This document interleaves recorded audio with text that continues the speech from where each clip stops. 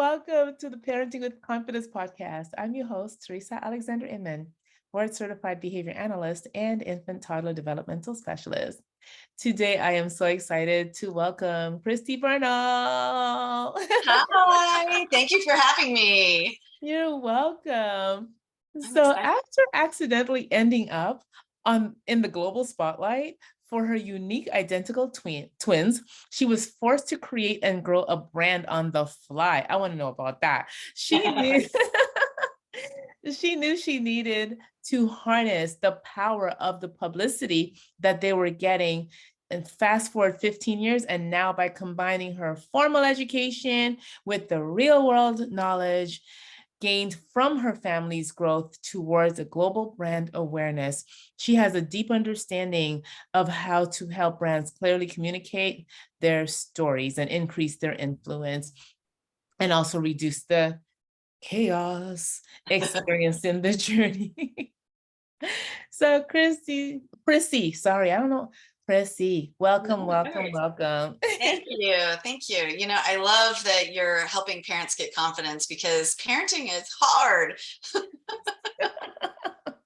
It is very hard. Even when they become adults, it's still hard. And I look back at things, when I was a young adult that I was making my parents go through, and I'm like, oh, yeah, it was still hard for them too.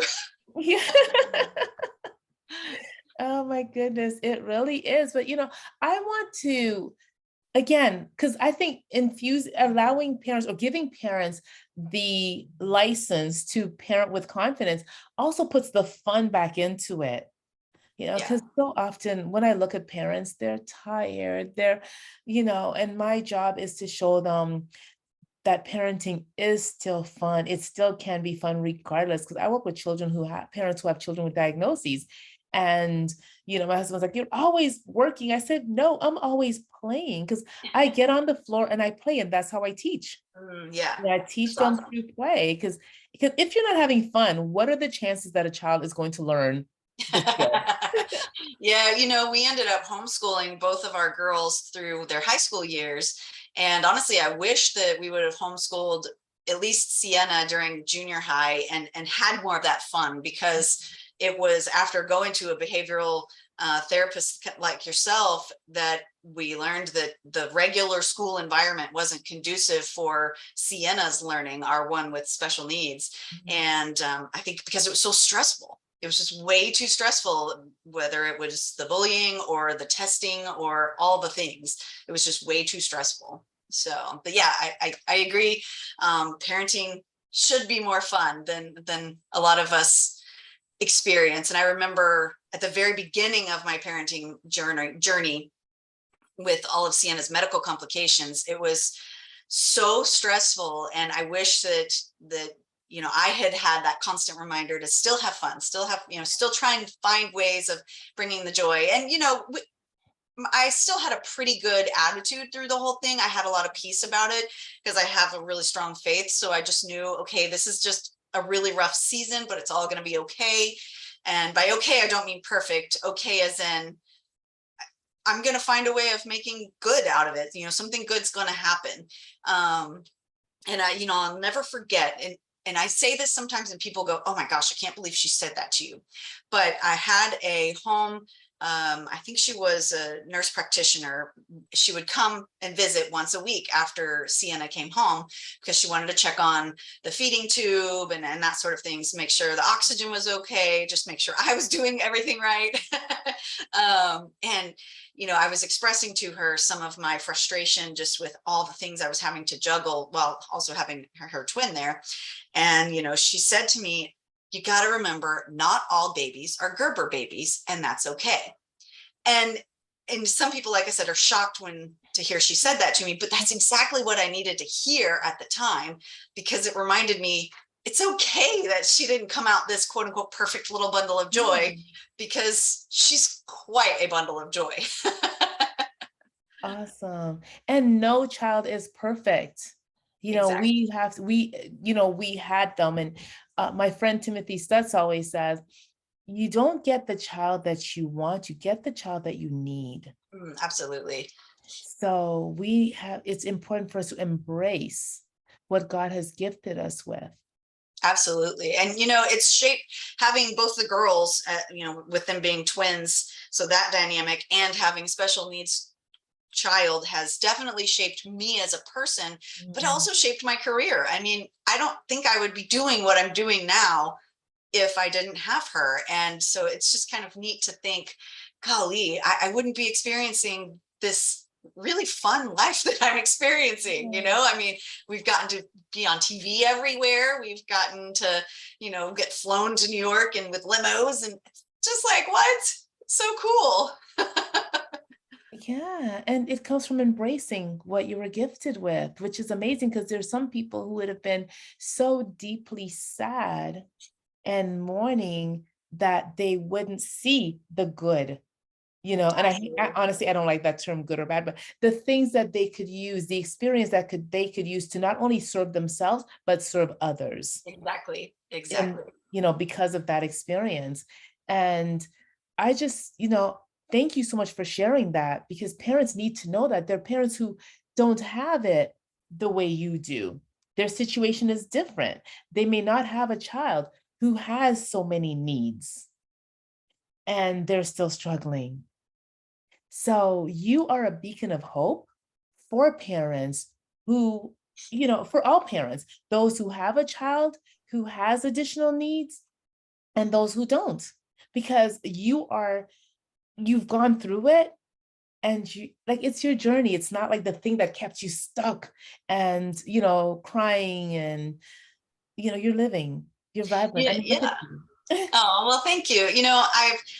I didn't always feel this way. It did take a lot of mindset work and a lot of hard work to try and get to this position. So I'm not saying this as if I've been like this the girls' entire lives, because no, it took a lot of work to get here. And I started shifting my thinking in that life is happening for me and not to me. And like I said, it took a long time to get there. It took a lot of work. So I'm not saying this as in like poof, it just happened.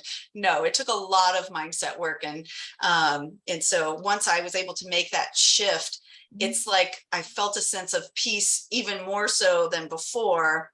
And it's just made all the difference to constantly like think that way. And again, I have to remind myself quite often.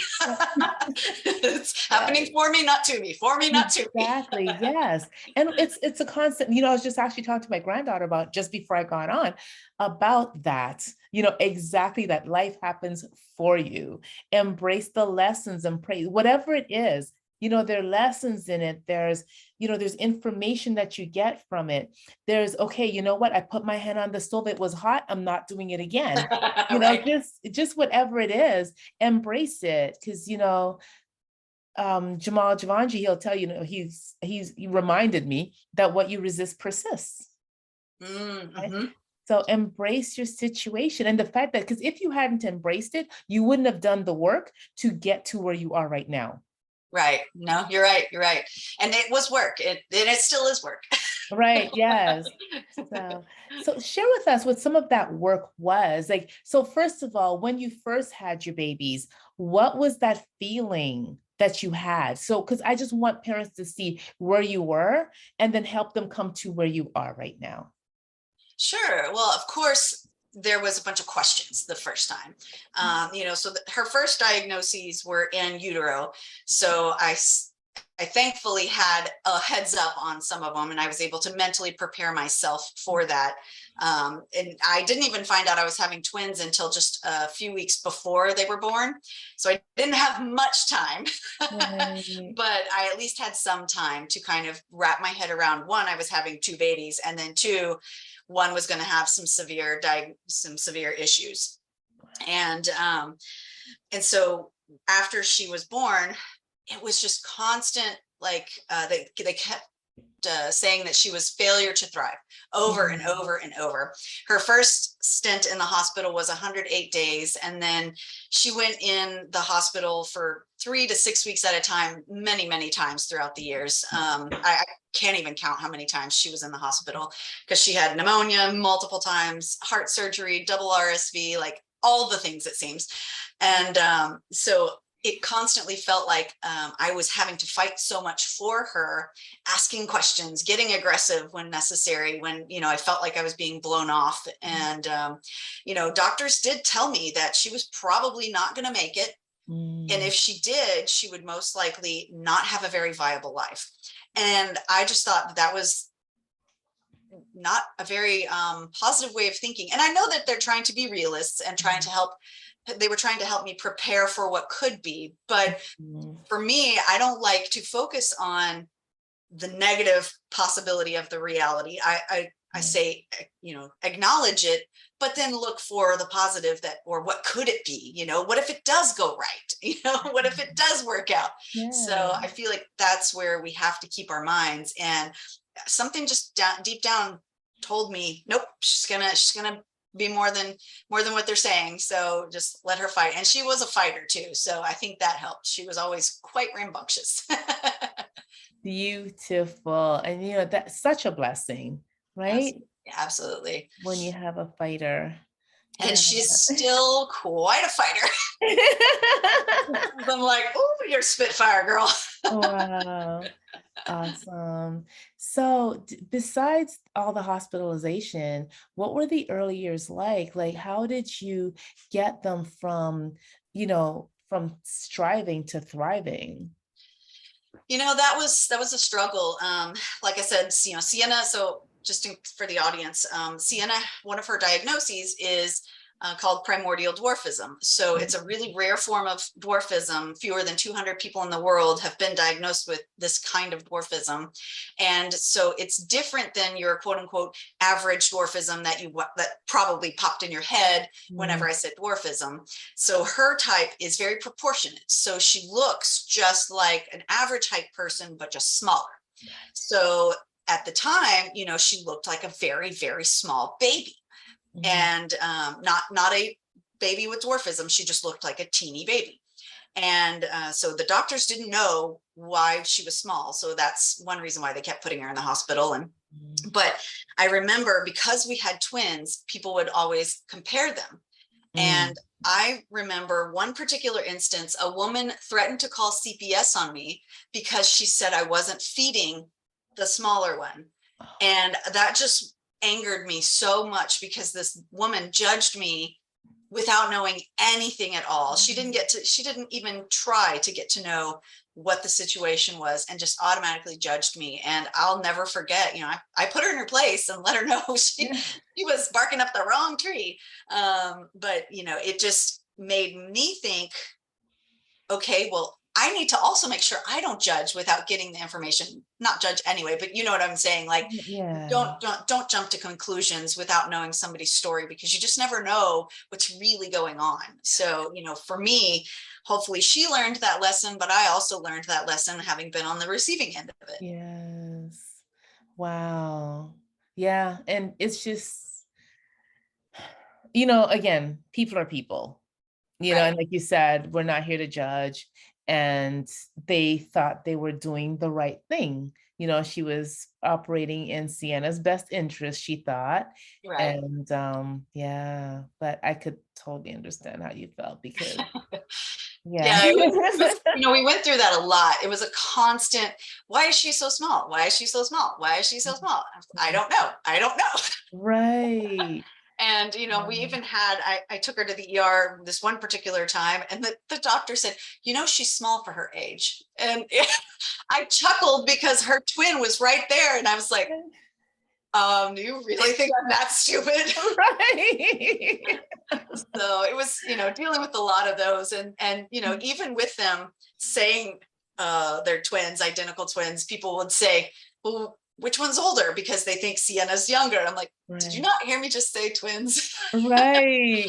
So, and a lot of people, this is something that comes up a lot. Anytime we're on television or in a magazine or whatnot, the biggest question people say is, how are they identical if they don't look identical. And so I like to make sure, and I explained that the term identical is misleading.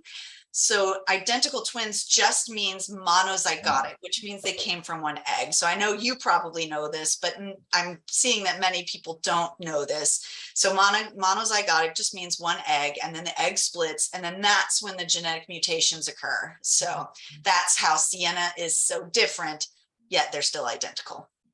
Gotcha. Yeah, and thank you, because yes, people do need to know that, so that, because I know there's, again, the tendency, to judge, and people have questions, people are curious, and so now they know.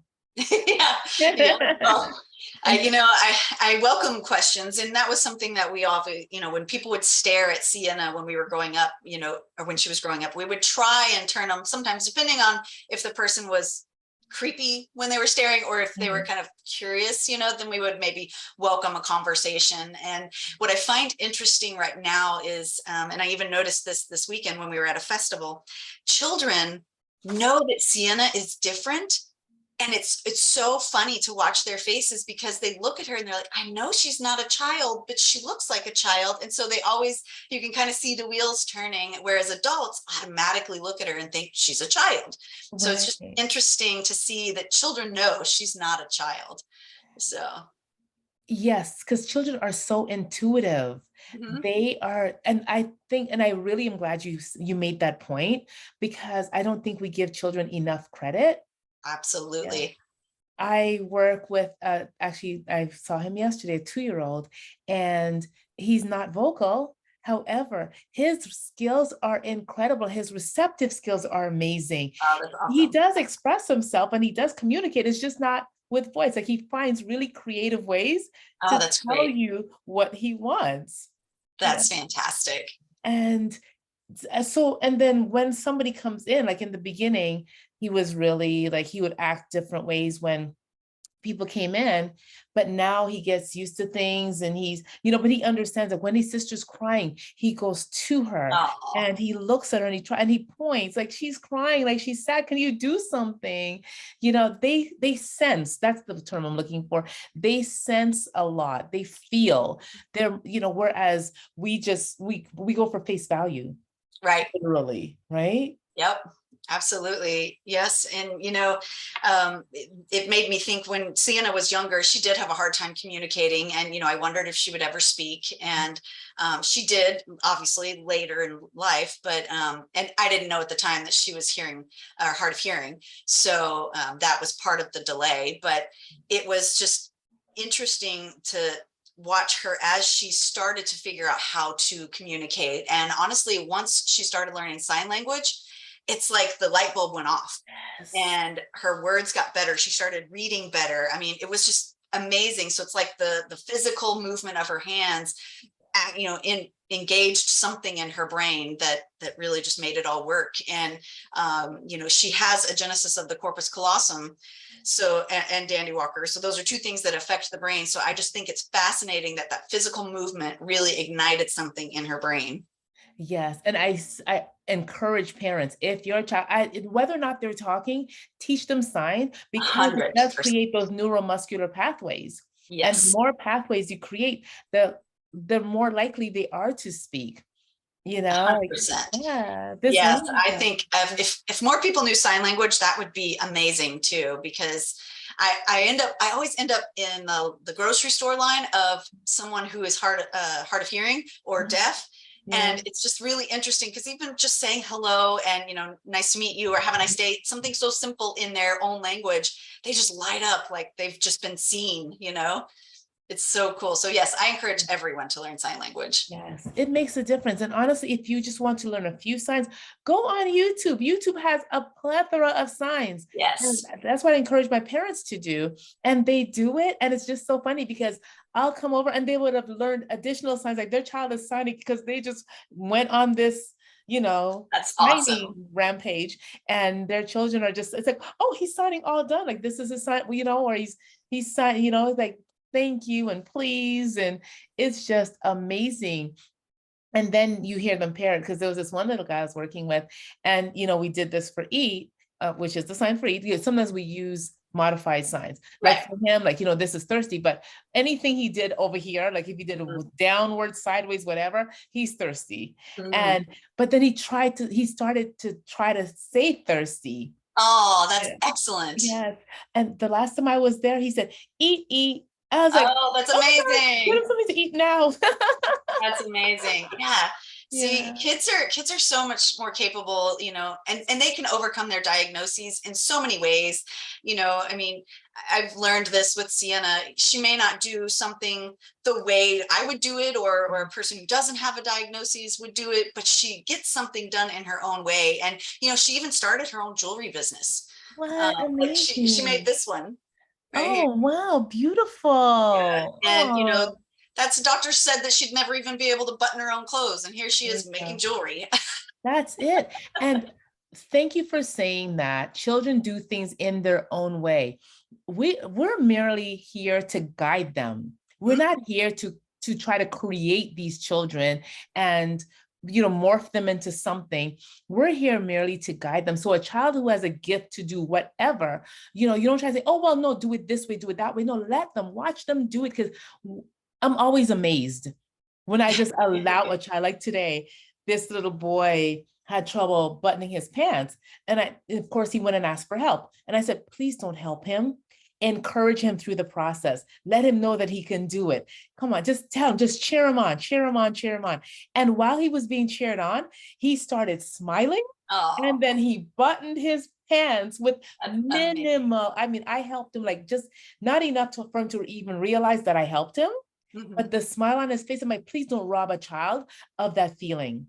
Yeah, that's awesome. Oh, I love it. Yeah, exactly. I mean, once a child discovers that they can do something and that there's something spectacular about them, no matter what it is, it gives them such a sense of purpose. And watching Sienna since she started her business has been amazing. Like the emotional and mental growth that I have seen in her, in just taking ownership of something, and just seeing, hey, I did that. It has just been amazing, absolutely amazing.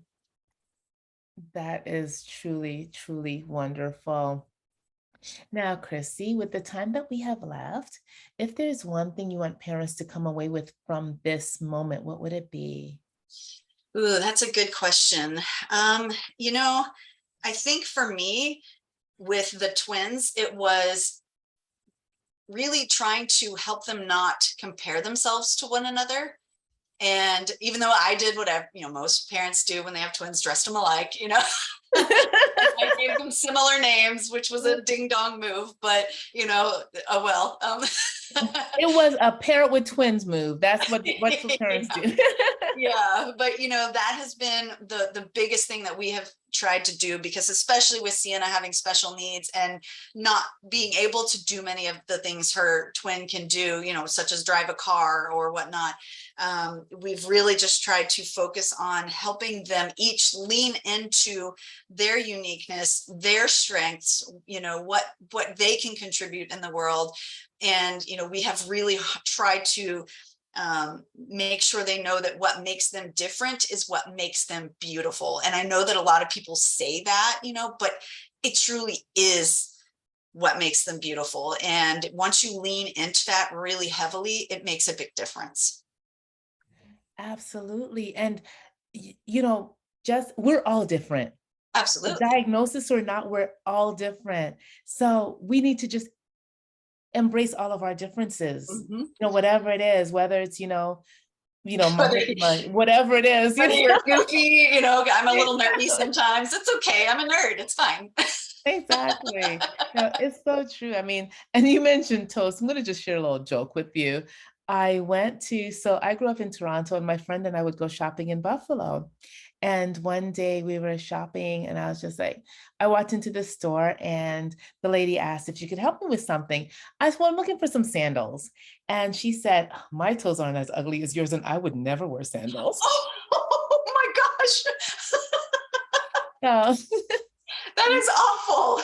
I know, but it just goes to show, right? No matter what, people will always find something, Oh but my we gosh. embrace whatever it is that we have. So I like my toes to feel like, I like to feel the wind, the breeze between my toes. So I wear sandals, Yep. regardless of what people think or say.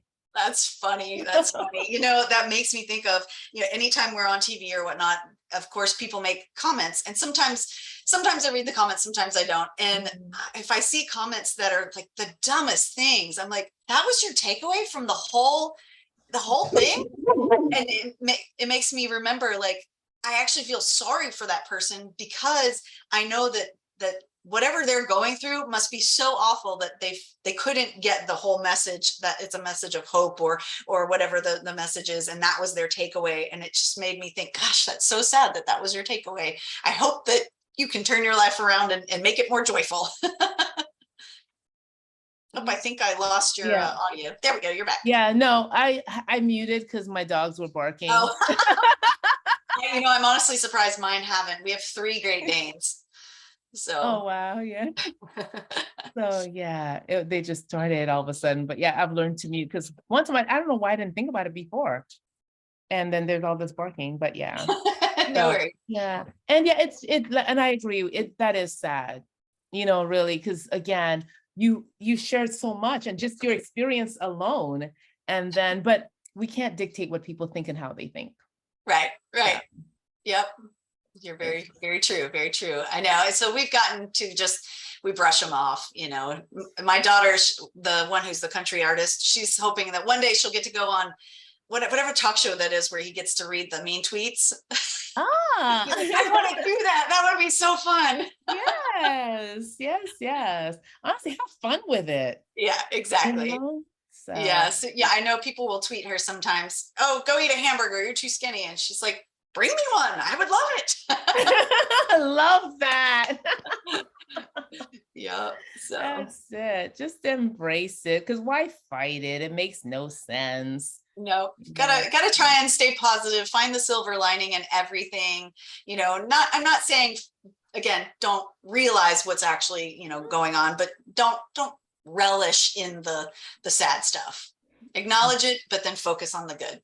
Definitely. And we're going to Awesome. stop right there because that was profound. Well, thank you very much. I'm glad that I was able to join you today. Yes, thank you. Yes, and thank you for being patient with me, our No situation worries. this afternoon. So I really appreciate it. And hopefully we'll see each other again, Miss Chrissy. Yes, thank you very much, Teresa. Okay, you're welcome. Be well. I wish you and your family well, and we'll see you. Thank you too. You're Bye-bye. welcome. Thanks. Bye.